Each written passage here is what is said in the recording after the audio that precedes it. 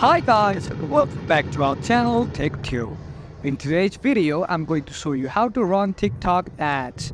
So, without further ado, let's jump right into the video. Firstly, open your TikTok.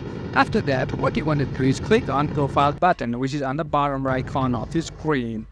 From here, click on three dots on the top right corner of your screen and you'll find TikTok Studio. Just click it.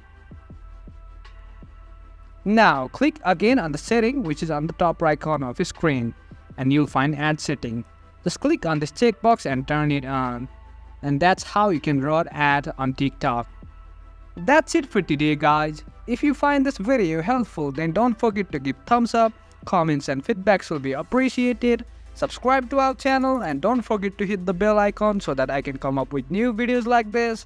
Until then, have a great time and thank you for watching.